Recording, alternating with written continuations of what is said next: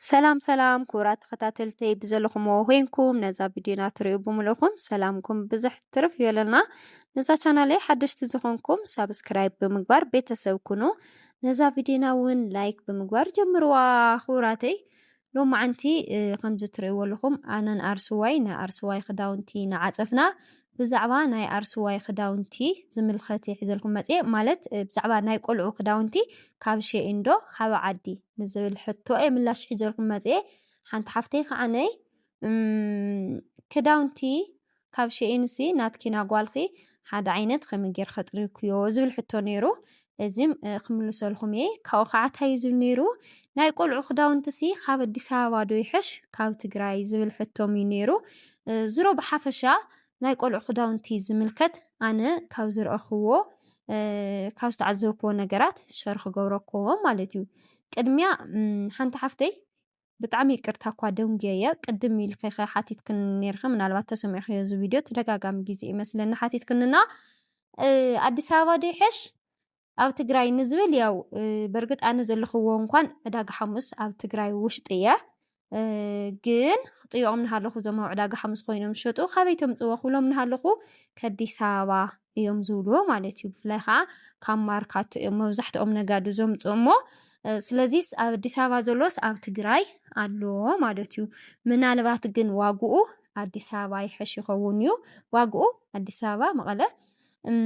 ምናልባት ክሕሽ ይኾን እዩ ግን ከዓነ ቅድሚ ሕዚ መቐለና ናይ ዕዳጋ ሓሙስ ዋጋ ከም ዘናፃፀርክዎ ተኮይኑ ናይ ቆልዑ ክዳውንቲ ዋጋ ዘሰም እዩ ተመሳሳሊ ብዙሕ ልዩነት የብሉን ማለት እዩ። እዛ ኣዲስ ኣበባ ትብል ግን ዋጋ ይፈለጥክዋን ግን ብይኾን ክዳውንቲ ካብኡ እዩ ዝመፅእ ኣብ ትግራይ ዘሎ ኣዲስ ኣበባ ኣሎ ኢለየ ዝሓስብ ዛንበይተይ ማለት እዩ። ካልኣይ ሕቶ ከዓ እንታይ እዩ ናትክና ናይ ጓልኸ ክዳውንትስ ከመይ ጌርኺ ሓደ ዓይነት ካብ ሸኢን ተጥልቢ ዝብል ሕቶ እውን እዩ ነይሩ። ታይሱ ካብ ሸኢን ከጥልብ ንሃለኹ ከመይ ጌረ እየ ዘጥልብ ነይረ ኣነ እንኳን ብዙሕ ሓደ ዓይነት ምስ ኣርስዋይ ኣየጥለውኩይ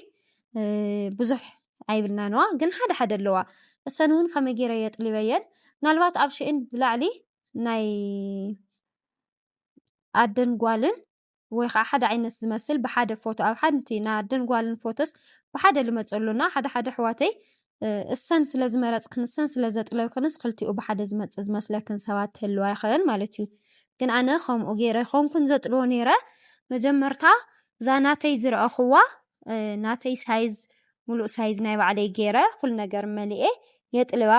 እንደ ገላ ከዓ ናብዚ ናይ ቆልዑ ክዳውንቲ ከይደ ኪድስ ልብለሎ ኣብዚ ሸኢን ኣቲኻሲ ኪድስ ልብለሎ ወይ ከዓ ቆልዑ ዝብል ፅሑፍ ማለት እዩ ብእንግሊሽ ካብኡ ኪድስ ኢሉ እውን ናይ ቦይ ድዩ ወይ ከዓ ናይ ገርል ክሳዕ ዕድመኦም ካብ 8 ክሳዕ 12 ካብ 7 ገለ ከምኡታት ናበለ ፅሑፍ ኣለዎ ማለት እዩ። ካብኡ ናይ ዝኣርስዋይ ዕድመ ኣብ ሽዑ ዝነበሩ እቲለ ከምዚ ናተይ ተመሳሳሊ ጎልፎ ተኮይኑ ኣብ ጎልፎ ነኽአ ምስ ናተይ ማሽ ዝገብር ይመርፀላ ካብኡ የጥልዎ እየ ነይረ ማለት እዩ። ከምኡ ናገበርኩ እየ ዘጥልብ ነይረ። ካብኡ ግን ካብ ሸኢን ዶ ይሕየሽ ካብ ዓዲ ንዝብል ከዓ ምናልባት ከምኡ ተሓስቡ ተሓስባ ኣሕዋተይ እውን ስለትህልዋ መብዛሕትኡ ስደት ዘሎ ሰብ ዳርጋ ወሊዱ ይኸይዱ ክበሃል ይኽእል ከምዚ ኮሜንት ዝዕዘቦ ሓደ ሓደ ነገር ዝሪኦ ዳርጋ መብዛሕትኡ ሰብ ንስደት ወሊዱ ይወፂዋ ያው ኣብቲ ዓድና እውን ወሊድካ ስደት እዩ ዝበሃል ግዲ ነይሩ ይመስለኒ መብዛሕትኡ ሰብ ወሊዱ እዩ ተሰዲቱ ንስደትና መብዛሕትኡ ከዓ ያው ስለ ደቁ እዩ ዝጭነቕ ስለ ክዳውንቲ ስለ ጫማ ስለ ቦርሳ ዓዱ ዶ ይሕሽ ወይስ ካብዚ ዶ ምስላድ ይሕሽ ገለ ዝብል መብዛሕትኡ ከም ዝጭነቕ እየ ዝፈልጥና። ክዳውንቲ ቆንጆ ቆንጆ እኒኦ እዩ ኣብ ዓድና ምርጥ ዝበለ እኒኦ እዩ ኣብ ሸኢን እውን ቆንጆ ቆንጆ ኣሎ እዩ ግን ችግሩ እንታይ መሲልኩም እቲ ናይ ሸኢን ኣነ ንዓይ ዝገጠመንን ኣርስዋይ ዘምፀኹላ ክዳውንቲ ኩሉ ካብ ሸኢን እዩ ኩሉ ምንም ደገ ወፅየ ገዚአ ይፈልጥን ካብኡ እየ ዘጥልብ ነይረ ማለት እዩ። ኣብኡ ከዓኒ ቆንጆ ዋላ ተኾነት ክዳውንቲ ኣብዚ መፅኡ ግን ይገፍሓ ይፀባ ዋላ ሕዚ ጓል 8 ዓመት ተነይራ ና ጓል 8 ዓመት ኩሉ ጥልበዮ ንሃለኹሲ ሓደ ሓደኡ ቆንጆ ይመፅእ ሓደ ሓዲኡ ከዓነይ ብጣዕሚ ደባሪ ይመፅእ ማለት እዩ። ፀበብቲ ይመፅእ ፀበብቲ ተኮይኑ ክትክደኖ ይትኽእልን ገፋሕቲ ተኮይኑ ከዓነይ ከምዚ ጅኑስ ስረታት መጀመርታ ቪድዮ ናርአኹም ዝነበርኩ እንዳለ ኩሉ ገፋሕቲ መፅዋሲ ናብ ዳሰፌታ ከይደ ኣፅዊዎ እዮም أوز دا سفيتا خصبنا هاللي خانة تسرع ملكو يغيرو مالتي بطعمي يدبار خوينو منن بقى أنا خدكدونا هالليتسي دسي لنننا ناشين خداونتي قنجو يو ነገር ግን ሳይዝ ይበላሸካ ካው ከዓ እዚ ትሪእዎ ኣለኹም ጎልፎ ህዚ ዝዓፅፍ ኣለኹ ጎልፎ ንባዕላስ ኮሚታት ዓይነት መዓት እዩ ዘለዋ ሕዚ ኣይ ትኽደኖይ ስለ ዝዓበያ እምበ መዓት ክዳውንቲ እኒአዋ ከምኡ ዝበለ ግን ብኸመይ ሹ ደካ መሲልኩም ንሱ ረጒድ ጎልፎ ነገር ይመስል እሞ ድሓረይ ምስ መፀ መልክዑ ይቐይር ረቂቕ ኮይኑ ይፀንሕ ብቻ ከምቲ ትሪኦስ ኣይኮነን በርግጥ መብዛሕትኡ ቆንጆ እዩ ዝመፅእ ኣብዙ ጥንካርኡ ግን ከዓ ሓደ ዝኩላይ ቅርሺ ሂብካስ ረጒድ እናተፀበኻዮስ ስቑኢሉ ሳክታም ፎኪስ ይመፅእ ጥንካረ ዘይብሉ ብቻ ኳሊቲኡስ ሳክ ዝኾነ እዩ ዝመፅእ ማለት እዩ እና ናሽኤን ክዳውንቲ ዋላ እኳ ቆንጆ ተኾነ ሳይዝ ግን ስለ ዝባላሸ ፅቡቕ ይመፅን ኢለ እየ ዝሓስብ ኣንስ ረእይዎ እሞ ዝስረዚ ስረእይዎ ከምዚኣ ዓይነት ስረስ 3 ማለት እዩ ኣብ ሸኤን እንታይ ኣለዎ ፅቡቕ ነገርስ ብመዓትስ ሓደ ይዋግኡና ግን 3-4 ዝኾኑስ ብሓደ ተደርዲሩ ዝመፀካ ሕዚ ከምዚ ዓይነት ስረ 3 ነይረንሲ እዚአን ኣጥሊበየን ይሆ ዘፀውክዋ ከምዚኣ ረእይዋ ከምዚ ሓንቲ ክንዲዚኣ እያ ነይራ ሳይዛ ማለት ረእይዎ እቲ ስታይሉ ግን ከመይ ኣፈላላይ እኒአዎ እታ ዘፀውክዋ ከዓ ረእይዎ ብማዕከሩ በተለይ ብድሕሪቱ ብጣዕሚ ደባሪ እዩ ኮይኑ ምንም እዩ ደስ ለይብለካና ተባላሽዩ ማለት እዩ ስለዚ ኣሕዋቴ ማዕረይ ቅድሚያ ግን ክምልአልኩም ኣነ ናብዝና መፃኹና ኣለኹ መዓት ክዳውንቲ ኢና ኣርሰዋይ ጥሊበ ነይረና በቃ ደስ ይዝብለካ ኣብ ሸኤን ዘሎ ብላዕሊ ክትሪኦ በተለይ በስማኦም ከምዚ ክድን ክብልዎ ዝተፀልኦ ይመስለካንና ኣነ ሕዚ ከምቲ ሽዑ ናባሃክዎ ነበርኩ ዘምፃኽዎ ክዳውንቲ ያን ያክል ይባሃክዎ ኢና ኣርሰዋይ ግን ክትሪኦ ንሃለካን ሽዑ ደስ በሃሊ ዝኸውን ገለ ካብኡ ዝተወሰነ ልዕሊ 800 ሪያል ዝኸውን ክዳውንቲ ኣጥሊበ ነይረ ማለት እዩ ኣጋጣሚ ኮይኑ ያው ሰዓተይ ኣኺሉ ናብዚ ዝመፀሉም ገንዘብ ሕፅረትም ስለ ዝነበረ ከይሓስኽዎ መፅየ ብጣዕሚ ሕርር ናበልኩ ነይረ ማለት እዩ ኣብዚ ምስ መፃኹ ግን ተመስገን ኣምላኽ እንቋዕ እኳ ዘይመጥለውክዎ ምክንያቱ ክንዶ ቅርሺ ሂበ ኣብዚ ዝንጥ ዝበለ ብዓይነይ ርአ ኣርሰዋይ እውን ብዓይና መሪፃ